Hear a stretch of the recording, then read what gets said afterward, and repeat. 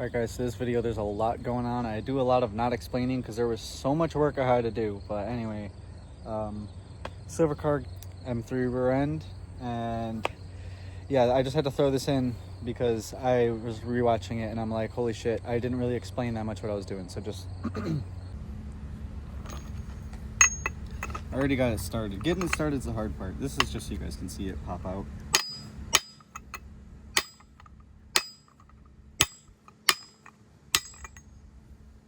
Probably one more.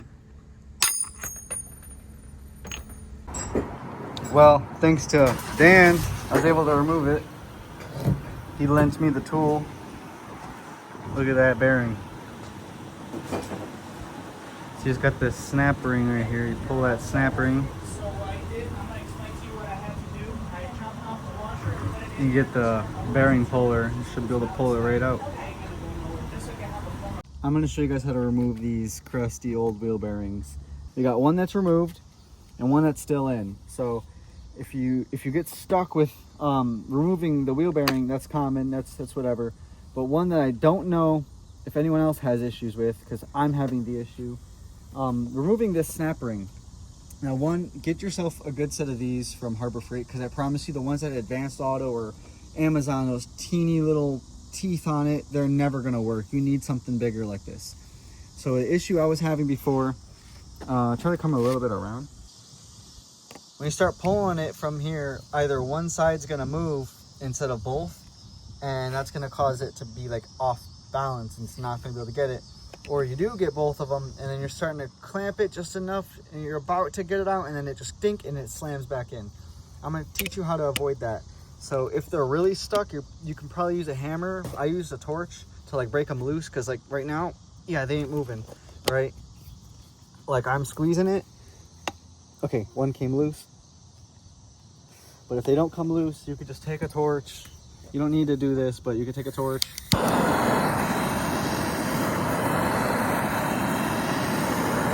doesn't need that much, right? Because it's a pretty small piece of metal. But as you saw, I kind of got it loose. If you have issues, use a torch. Probably hammer at it, like stick a screwdriver right on the edge and just hammer it.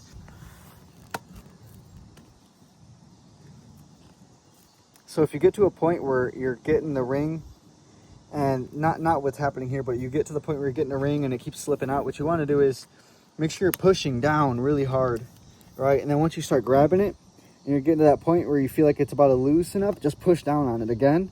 And just keep pushing down to keep the tips of the needles here really in there, because like it'll slip out really easily. And then once it actually breaks loose, then you can lift up, because like right now it's not moving. Here we go. There you go. There's the trick. So now to remove the wheel bearing,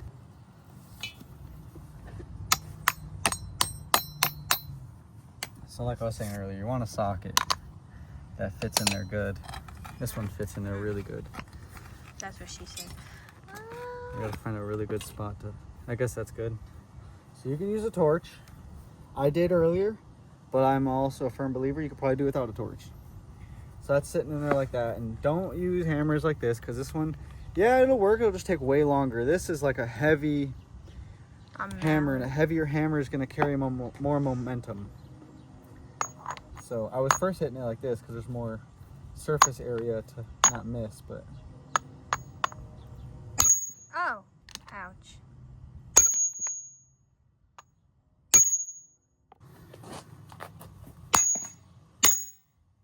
I wasn't joking when I said that removing the C-clip was actually harder than removing the bearing. Ooh, look at that.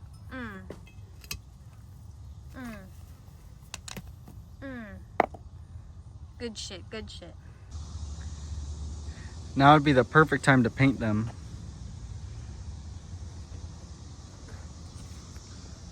So I got general purpose grease, just to press them in.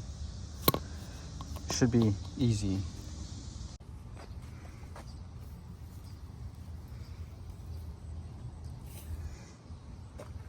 Oh, I'll show you guys how you do it. So you grab this. No joke, that last clip was 2 minutes ago. That's how easy this was.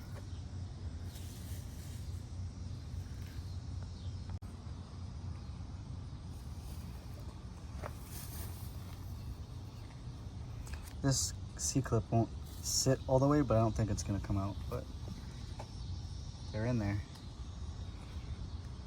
I just gotta do the ball joints. I took the heat shield off, or the dust shield off this one. This one didn't have one. Problem is, once I put the hubs on, you can't put them on. I don't have hubs, or I don't have new dust shields, and well, we're just gonna put everything together and screw it. So right now we're gonna do the ball joints. So these ones look okay. Definitely should probably have just replaced them, but I'm not made of money. These ones are like literally solid compared to these. So maybe I should have done this, but You think? you just kind of put it there and hammer away, you know. So it's just a little bit crusty, so I'm just gonna take some of this.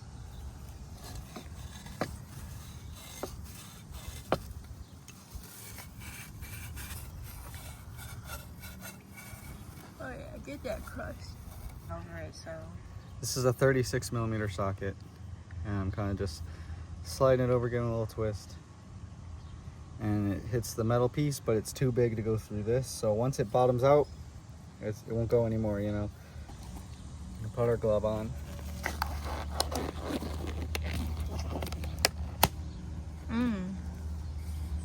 Get our tub of grease. Yuck. Oh no! Think it's too much or not enough? I don't know. I guess it's better to have too much than not enough. Alright, so now... Nice. What'd you do? Were you not looking? I just dropped this in the dirt. Oh.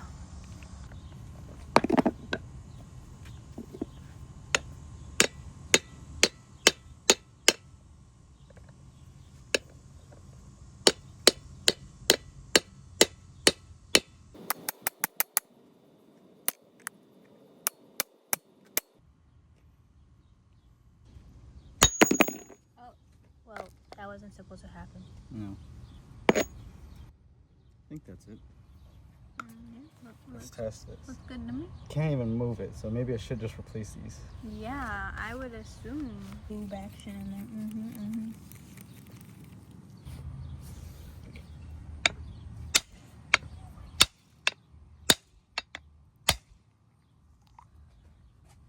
3 hits.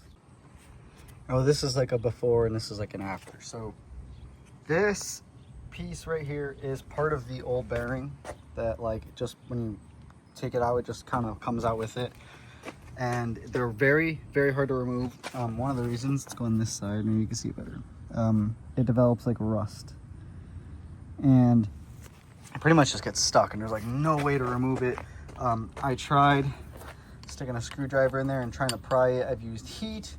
I used PB Blaster.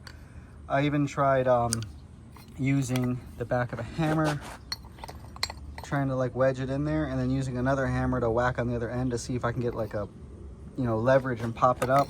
None of that worked. The other piece that I took off of this one is in the garbage can.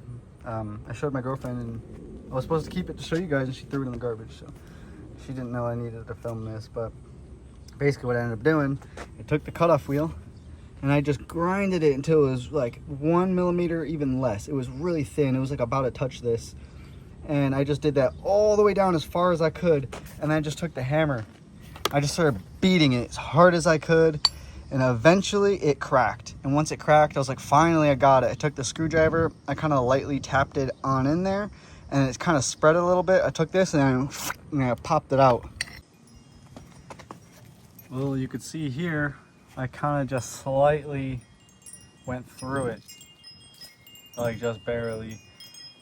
You can tell that right there in the middle is the material of that. So I kind of went through a little bit too much, but hopefully that's good. Here we go, it finally cracked. I don't remember what I... Fuck you. I don't remember what I filmed last, but we're at this point. Why can you not focus? There we go. All right, so the key to getting this off, right? Show me. You Show want me. to use the lifting. You have it. Hard to tell. Yes, it's lifting. Oh yeah, it is. Yep. You got it. Woo, I probably damaged the shit out of it. Oh yeah, you did. It's alright, nothing, a little bit of fucking... Love will do. Yep. I got it pretty clean, just a little bit of damage on it. Can't hurt it. Here's my clear. You see? Alright, I laid down all the hardware and I'm pretty much went through all of this and determined what I need. The only things I don't have is the rear, they call it a camber arm. This is the upper control arm and it has the spring bucket, I guess, spring perch thing you want to call it. That one goes on top. On bottom is the camber arm.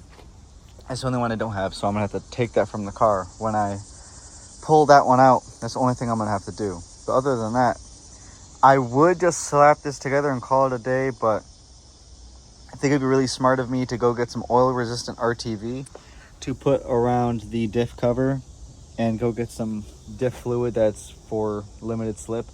And then I went through this and I basically determined how many bolts I needed, because I can go to Harbor Freight and just grab bolts, and only 4 of them. And the only reason I'm doing that is because they're the stupid 6mm Allen that connects your sway bar to the subframe. And one of them was like slightly stripped, and on this car I'm only running 2 of them, I think, because they're just known for stripping out. Yeah, you can see I'm missing one right there. And Allens suck, so I'm just gonna get them as a 10mm instead.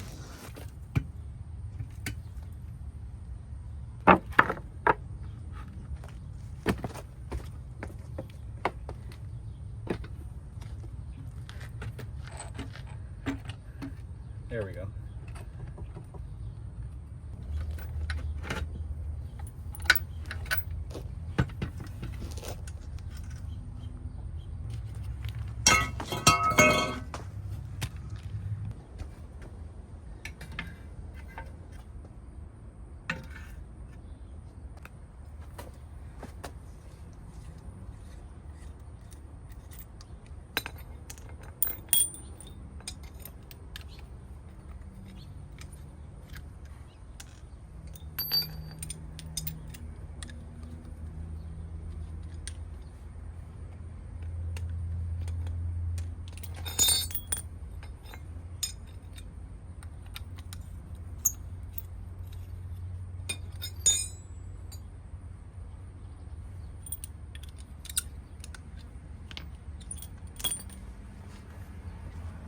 If I'm not mistaken, it does go this way because trailing arm goes forward in the car.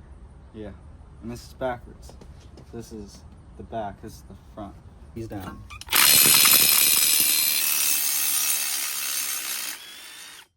One cool thing about Milwaukee tools is the longer you hold them, the more torque they build.